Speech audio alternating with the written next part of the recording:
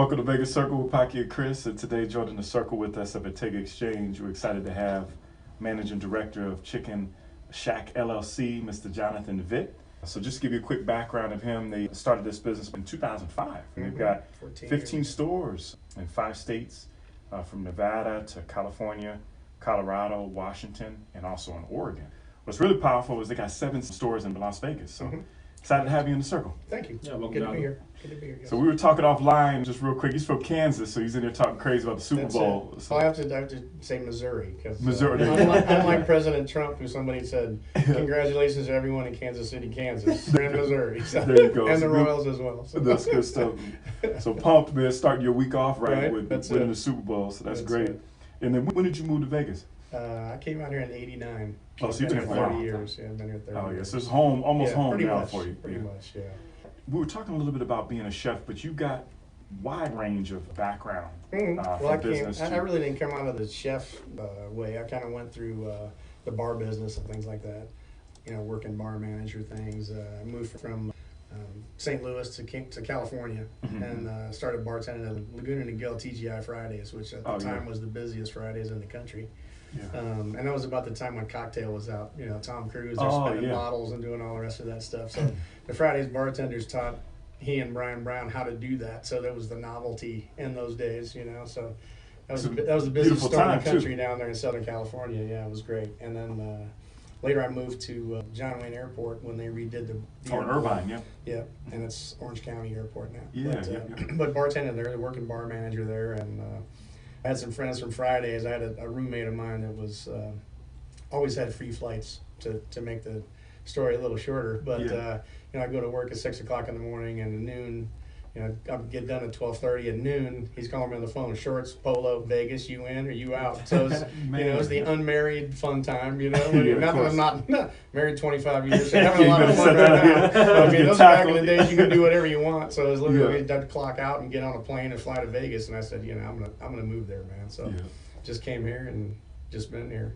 It's a great place, man. It I mean, really me is. and Chris talk a lot about it. It's a great place for business, Yeah. great place to do a lot. And you guys, really I mean, is. have done well, Yeah. you know, of course, expanding, you know, just before we start unraveling, you know, getting into business. But what made you want to be, you know, your own boss? Well, when we were coming out here, as Yeah. much as we were, you know, I kind of told myself, I don't think I want to be somewhere.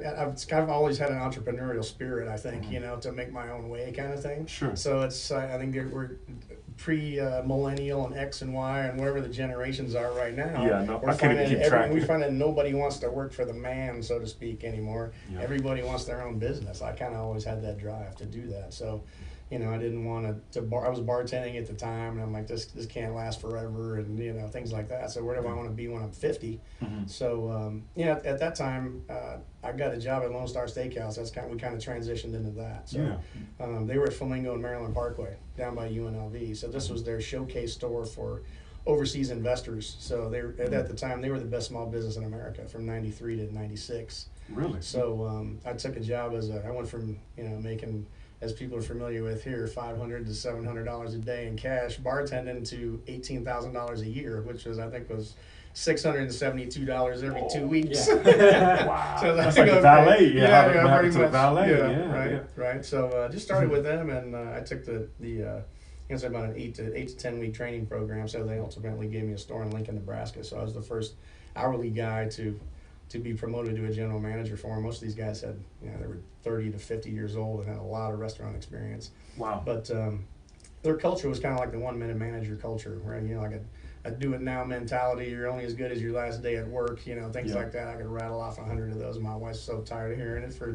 25 years, but it really works, and that kind of works at the Chicken Shack right now. You know, when we're training people and owners and things. You know, just, hey guys, let's just do it. Keep it simple. You know, don't make it any simpler than that, and just put your head down and just go to work. You know, pretty much. That's what happens. So. What made you want to start like the chicken instead of, like, let's say a McDonald's, or we were talking about? Well, we started. The guy that hired me at Lone Star I was his daughter's godfather. I am his daughter's godfather. He started a thing called Chicken Bones. So when we first opened, people who've been coming here for a long time know us as Chicken Bones, BONZ.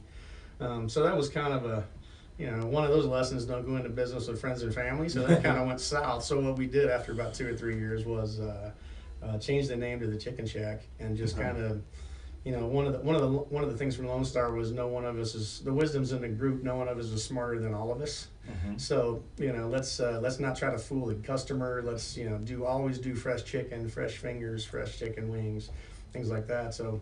And really, when we started, there was no Raising Cane's. I think there were 2 wing stops here. There was one at Sahara and Valley View, I think, was a wing stop, and there was just nothing here. It was crazy. Yeah. So, but people had never even heard of chicken fingers, really. But as early as 2005, 2006, so they're hard to find. So that's true. To find them, sometimes we're just taking chicken breasts and just cutting them into chicken tenders. Smart. Just fry them up. Just to keep them fresh and things like that. So.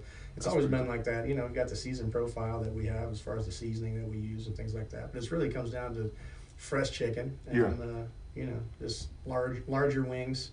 Wings are like shrimp, so you can do a 40, 50 count shrimp, and it's like a little tiny shrimp cocktail thing, or you can do a jumbo prawn that's 5 per pound kind of thing. So we do 6 or 7 wings per pound. So it's they're large wings and things like that. So and we started with about 10 sauces and kind of worked our way up to about 30. Right now. Oh, so you got some flavor. Just 30 keep going. Yeah, we got a lot. That's so that's kind of fun. So we've got a lot of people that try them all. Yeah. So what kind of your process? You go from working at the restaurant that you're working at, being a general manager. Then how ultimately made you decide to go into your own business and start building up that brand? Well, I think just doing it. You can see how it works. I mean, it's it's kind of a blend of Wingstop and Raising Cane's. It's fingers and wings and fries, and it's kind of something that nobody's really doing 10 years ago. True. You got Cane's is just that, and now you see Wingstop adding chicken tenders, and everybody in the world's got chicken tenders now. Of course. So I think I saw a chicken McGriddle sandwich at McDonald's today for breakfast. I ate it on Saturday. It's chicken's everywhere. So that's we kind of started it like that, and we said, hey, let's just run with this. It's very. I mean, coming from bars and restaurants and full service restaurants, and my wife. That's where I met my wife in Lincoln, Nebraska. That's where we hired her as a hostess.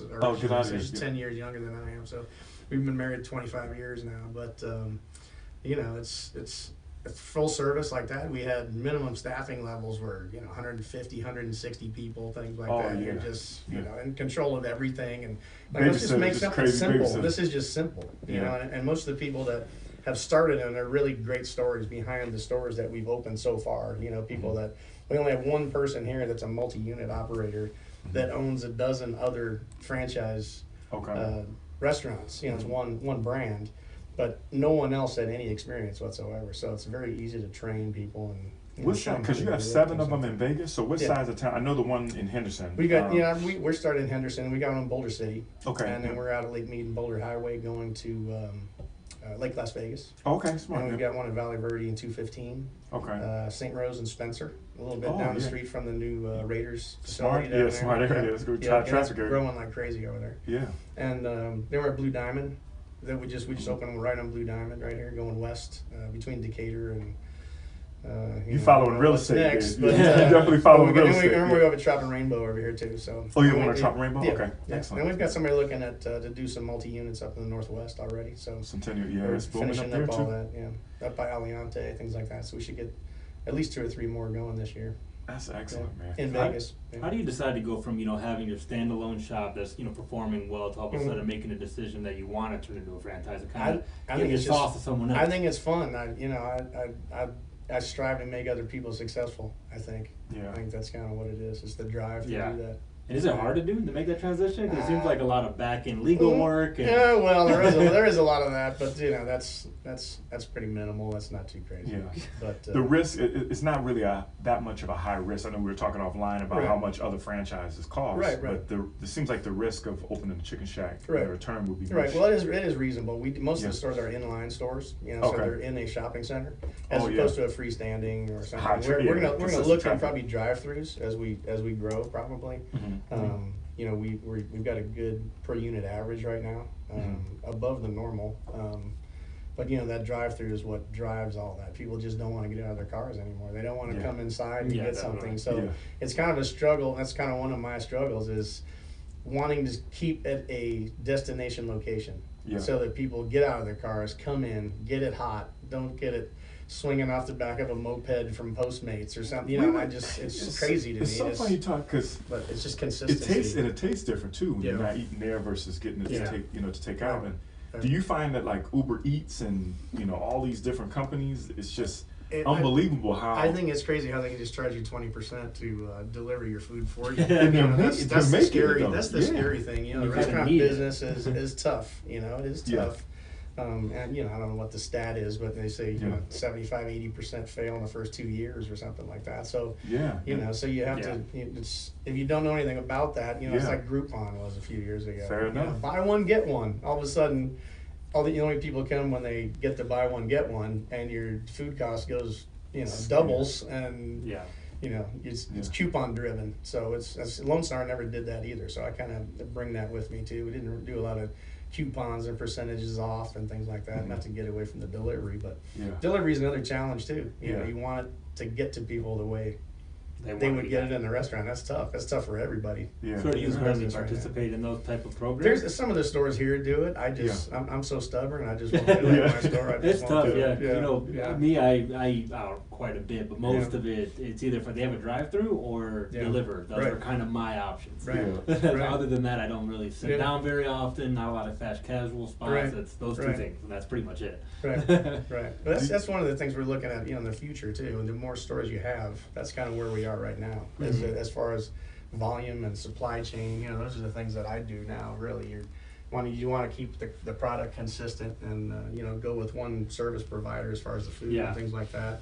Then you get to the point where you can go to Grubhub or DoorDash and say, hey guys, the same as McDonald's does. That's why they use Uber Eats, and they only use Uber Eats because exclusive. Because you have all those locations, and they know, everybody knows what the expectations are. So smart. Hopefully we'll be able to get to that point. It seems kind of hard because if you don't have that, because it's hard to do quality control once you have that kind of middleman through the delivery. Well, that's the thing. Those are the biggest complaints, I think. And people call the store and they say, hey, I got this, and it's cold, or I just envision somebody opening up a trunk and there's 8 or 9 orders in there. Who's getting it first? That's true. They don't come directly to the restaurant and then go directly where they're going. They're usually doing multiple orders for multiple people. So that's a good point. That's a good thing to think about. It's a challenge. Yeah. What would you say some of the specific roadblocks, say you wanted to start a franchise, Chicken Shack franchise, what would be the roadblocks that you would say, hey, don't do this, try this to make it, successful? All the stores have been successful to this point, really. What my job is to make sure there aren't any roadblocks, really. To help somebody find a good location, to get a decent amount of tenant improvements, so they're getting some money back for the money they put in. Because ultimately, you're remodeling the landlord's building, so they should give you a little bit of money for doing that, because you're going to be giving them rent for the next, hopefully 10 to 20 years. So it's just kind of doing things like that and keeping it simple. Do you hear, I remember when I was looking back in the day, let's say McDonald's franchise, obviously is the most popular franchise, right? They say, hey, when you're starting off, you're going to be working 70, 75 hours. Is it something like that they expect? That, hey, when you start the Chicken Shack, you're going to be here, you know what I mean? Well, it is really when you start. Of course, And then, through the hopefully the things that I can train them, and through our training program, they realize that, hey, I can identify a key person or a supervisor or someone like that to give them a key. So you might go from 8 o'clock to 4 or 5 o'clock in the afternoon. It's definitely not a 9 to 5. Of course, But by 6:30 or 7 o'clock, you can say, hey, we're good, man. Just set the alarm, make sure the fryers are off, and the doors are locked. There's not that much to it. So besides that, but you have to identify people and get the management system kind of going, and then it kind of runs itself after that point. I think you have to pay people too. That's a big thing. For sure, you got to take care of them. Especially now. Because that's I don't it's know. Changing the whole game. It's a tough labor market, and especially California, because they're doing. I think they're going up a dollar a year right now. So ultimately, they're getting to $15 or $16 right now. And Nevada's still at $8.75, I think, right now. They're going up $1 a year in California? Yeah, they're going to be about $15. Wow. Where are you at so I know you're in Vegas, so seven stores here, and then you're in Colorado and all the other. Yeah, we've got a multi-unit operator in Colorado. They're one's in Parker, and they just opened one in Aurora, which is it's east of downtown, just on the Beltway from the airport down there. And you're looking to double this year, I would hope so. Yeah. I think at least have another 15 to 20 under contract, at least, if not open. So we've got a couple more coming here. That should be relatively quick because those are just kind of turnaround locations. There's something right now, so all we do is go and just do some cosmetic stuff and switch it out and just hit it pretty hard up there as far as advertising and things like that. But we got some more. We've got a guy that did. He's the fourth or fifth one that started in Hanford, California, in a donut shop. Oh, really? Okay. And it's right across from the high school. It's you go to Bakersfield, go to 15 to Barstow, go north, hit Bakersfield, go up to 99, and it's farmland up there. It's great country. But I made a left from Visalia, and I'm like, why would he want to do this? And you come around the corner, and it's everything: Jamba Juice, Red Robin, and it's like it's everybody that on all the farms, and everybody just goes there. That's the hub. So it's right across from the high school. So he did that for next to nothing. It was an existing restaurant already. So most of the infrastructure was there. So he did that, and then he moved. He'd take a food truck up to Fresno to the AAA, next to the AAA. Baseball area? Yeah. They got the Fresno Grizzlies up there. I think they used to be the Astros farm team, but I forget. I don't know. I think they might have changed that. But he used to take a trailer up there, and then when they did an expansion downtown, there's a guy that put $150 million into downtown Fresno, and he said, "Hey, I got this Payless shoe source that's down here. Nobody's been down here. I want you to be the first restaurant to open in 50 years." Wow. And he's just killing it, because they just love the concept. And it's easy, it's different. Yeah. How are these people finding? Most of them are in secondary markets. Because where you don't have the Canes, you don't have the Buffalo Wild Wings, you don't have the Wingstops. Okay. And Raising Cane's just got to Denver probably 18 months ago. Okay. Maybe 2 years ago. Gotcha. With all the growth in Vegas and obviously the Raiders here, the Knights are here, and just everything that's expanding. Right. Do you see that it's just going to continue? I mean, what's your vision of I don't seeing think how it's going to stop. I don't think it's going to stop. My dad we were briefly talking about him before we started here, but he was the city development director of Kansas City. When I was growing up in Kansas City, and he was in charge of parkway systems and things like that. He was just amazed.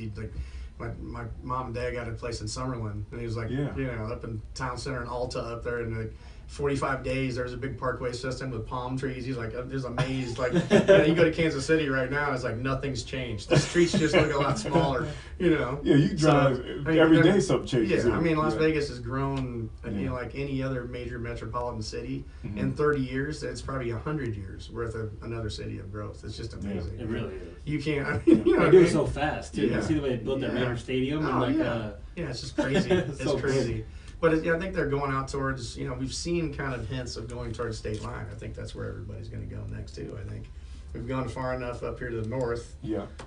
But I think that, you're going to see from here to state line, I think you're going to see houses in the next 30 years. We're starting to see it more going towards Southern Highlands and that area. You're starting to see it pop up, past in resort and all of that in the area. It's starting to pop up a lot. It's crazy. It's unbelievable. How do you guys advertise? Like, are you doing? We were talking a little bit offline. Right. Super Bowl. You guys were doing some. Right. Yeah, some we did. Stuff on Fox? We got some commercials that we do, just 15-second spots that we do with Fox 5 and things like that. Yeah. But we're trying to hit social media a little bit more. It's one of those things that as a 55-year-old guy, I'm not that familiar with it, but I didn't grow up on my iPhone either. So So my son, he's in. We spoke about that. He's in Reno going to college right now. So he's the marketing guy and social media guy. So we've got some fun things that we're doing with that. Some in-store things, which are kind of cool too. There's a company that you kind of dedicate one of your TVs to it, so you can literally be in the store and go to our Instagram, post a picture, and within 10 or 15 minutes, it's on the TV. So you can pretty much post it on the smart. TV. That's cool. That's a good idea. That's really, strategy. it's really cool. Yeah, it's really cool technology. It seems like now, because everything with social media is just so organic now. You know what I mean? Being able to get right to it. So it's I think that's it. I mean, it does so much more than just. We found with commercials, they're great. It's one means of advertising. But I found people coming in saying, "Yeah, JV, I saw the commercial the other day." That's somebody that comes in 3 times a week already. There you go. Okay. You know what I mean? So that's how many new people are we getting? It's hard to see. But at least with Instagram and things, you see followers and you can kind of measure it. See how many people are looking at it and things like that. Well, it helps out, especially with like catering for Super Bowls and parties and stuff like that. That business is just crazy when you want to order stuff. So, what's your favorite thing on the menu? So if you eat, what are you eating? I do grilled chicken right now. Do you? Okay. We've got a charbroiler in all the stores too, so we do grilled chicken. But I would say Man, I came up with smoking sriracha about 6 months ago. Smoking sriracha and some spicy ranch is a good combo. Do you like spice? Oh yeah. Flavor, yeah. We've got a damn hot sauce. It's it's a good sauce. It's not like an oil we put in there. It's actually hot sauce and habaneros and jalapenos and stuff like that. So you mentioned you have 30 sauces. You guys create them all in house from scratch? Pretty much. Yeah, there's some staples of buffalo and hot and things like that. Yeah. But a lot of them are we started making a honey barbecue sauce, which actually contains honey. So it's honey barbecue kind of turned into a habanero honey, and which is a little spicier with habaneros in it. And then we turned that into a honey garlic, which is just garlic parmesan pretty much in the honey sauce, and then a hot honey garlic, which adds. You make me hungry just thinking about talking about that. This is my favorite subject, talking about food. Good, so yeah, that's good stuff. Yeah, it's good. So just kind of just like the stores, it organically grows into something. You see some kind of a trend or something. We've been messing around with a little Nashville hot chicken, but I'm not sure if we're gonna go that route. Yeah, I don't know. That's pretty hype right now. Everybody's kind of getting around the Nashville hot chicken. On that bandwagon. Yeah.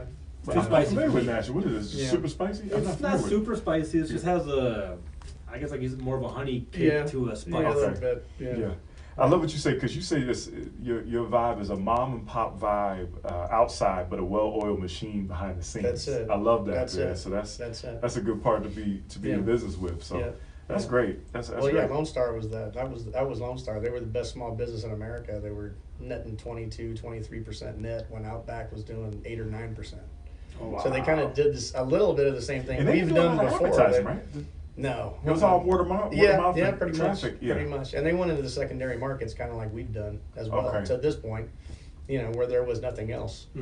So the Lincoln, Nebraska, there was no Applebee's, no Fridays. We were pretty much the first national chain to roll into town. So we were there for those that can remember Tom Osborne winning national championships. So oh, really? It was crazy. It was a 300-seat restaurant, 200-seat beer garden outside. That's insane. But nothing like the Chicken Shack. Chicken Shack is very manageable. That's good. Yeah. So you said you guys started in 2005, and then what did you guys start out of state, or did you guys start here? We started here. Oh, you did start Sunset and Mountain Vista, and he went a next Metro officer that his wife was a trauma nurse at St. Rose, and Dignity Health bought the hospital where they grew up in Northern California. Okay. So they were able to transfer back and start that store. So, and then the guy in Hanford is his cousin, and the Klamath Falls, Oregon is his other cousin, and things like that. So, so they found. And we got up to Washington State, and it was the gal that was working at the California store. Her aunt and uncle were home builders, and like, we love doing this. We can make some money, but then we got a 5-year warranty, so it turns into there's a drip in the faucet. You go up to talk to them, they're just loving it. These people that make a lot of money building custom homes, but they just love the shack because they just go in there and talk to people, and they come in, they want the chicken, they pay for the chicken, they leave. That's our relationship. I don't have to come to fix the faucet for the next 5 years. All the warranties. So it's in from them, and just kind of organically like that. So, that's great. Yeah. So kind of transition a little bit to Vegas, because we like talking about Vegas. What do you guys do for fun in Vegas? Oh man, concerts. Yeah, concerts. It's always We've done a lot of those. Vegas. Yeah, especially being recent empty nesters, as we talked about. Yeah. Whatever you want to do, whenever you want to do it. You find yourself getting bored. But Golden Knights games, those are great, man. The energy there is just unbelievable. It's unbelievable. It really is. Yeah. You have to be there in person. It's tough to watch on TV. It's kind of like golf. You got to go to the game. But it's a way you don't think you expect it. Oh yeah. I don't think a lot of people do expect it. If you're not from the East Coast and a hockey environment, and you get there, I mean, they're just over the top at these games. The environment's great. Really crazy. Yeah. I can't even imagine what they're going to do at the radio stadium with everything going on there. Just with the energy. Kind of hard to tell, because you think it might be a little more corporate. More corporate environment at the radio stadium. Yeah, we'll see. It'll be interesting. Hopefully not. Very interesting. Yeah. I would think you'd want to put a chicken shack inside there, man. Yes, the real estate's got to be ridiculous. We're working on that. We'll see. There you go. Yeah. We'll see. That's good stuff. If you're not eating it in one of your restaurants, where would you say your favorite restaurant is in Vegas? Oh goodness. My wife and I have been going to the Lazy Dog. Town Square. Yeah. We don't own dogs, but it's just a place. We go usually Sunday brunch. Yeah. It's got a great menu. Actually, we was there recently. Lazy Dog is good. They got a few. I think they got one in downtown Summerlin, and they have one town square. So yeah. I like the fact that you bring your dogs in there too. Yeah. I didn't realize it. I'm sitting there one day and I'm like, this is all service animals around here? Right. Yeah, everybody's outside, with the dogs and that stuff. Yeah, that's a good place. Yeah, Yard House is good. Yard House, yes, they have a really great menu too. I don't think you can be Yard House. Always got it's got a universal menu, so it's always good. It's a big menu. I don't know how they do that. Yeah, and Cabo. I guess the other two, Cabo Wabo Cantina. That's fun. If you want to go down on the strip and get in the strip, we go to is that across I'm from a Jimmy Bellagio? Buffett fan, so we go to Margaritaville and just kind of post up right there, and the chairs facing the sidewalk right there, or we go to Cabo Wabo and sit on the fence right there, just watch just overlooking people watch lunch and just it's hilarious. It's crazy. It's crazy. Yeah. That's one thing you can do in Vegas at any time is people watch. What's kind of some of your goals over the next probably 5 years or so? What do you want to try to do with Chicken Shack? I would say just do what we're doing right now. We're going to look at expanding probably into the drive-through concept at some point just to test that market. I think that's, we talked about that, and delivery. Those are the two options. And if delivery's not really that option, probably the drive-through is. Nobody wants to get out of their car. But what I'm concentrating on right now is just operations, really. Back of the house stuff. That I've learned and I know, but really it's a lot of the restaurants aren't doing that right now. A lot of the chains, and they're just trying to catch up. As far as right now, I'm doing back of the house automation things. So we're taking all our checklists, prep lists, everything else, and they turn them into an app. So you've got a machine back there, and whatever someone makes, it prints out a label for the health department, and for us especially, but the health department, so they know you're managing things, everything's within the date, things like that, just to take care of it, so no one is on Gordon Ramsay's Kitchen Nightmares or 24 hours to hell and back. Exactly. Nobody wants that. But just to find a balance between the drive-through, the people coming in, and things like that, but.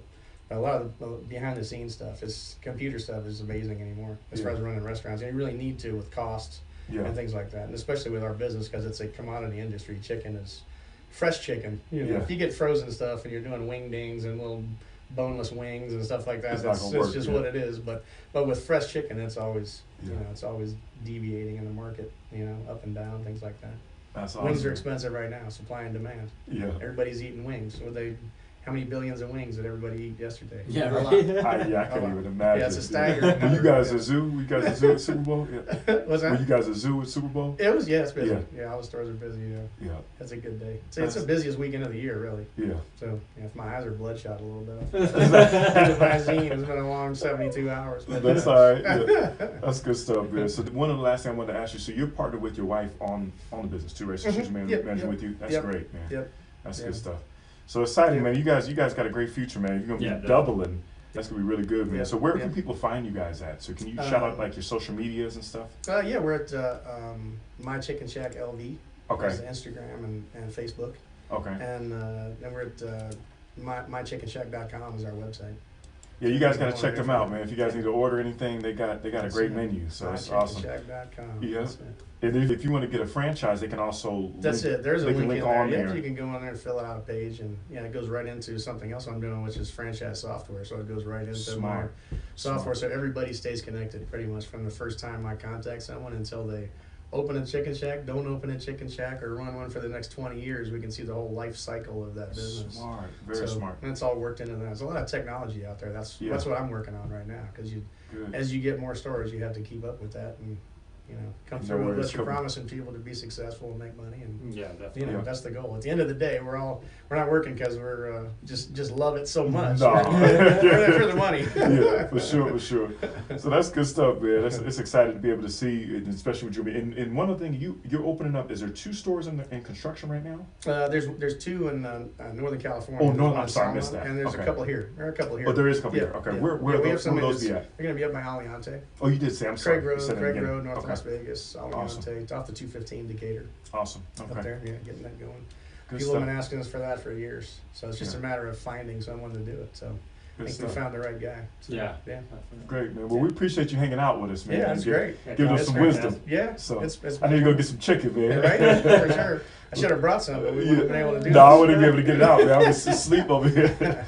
Well, good stuff, John. Thank you, man. Appreciate it. Thank you. Okay, buddy.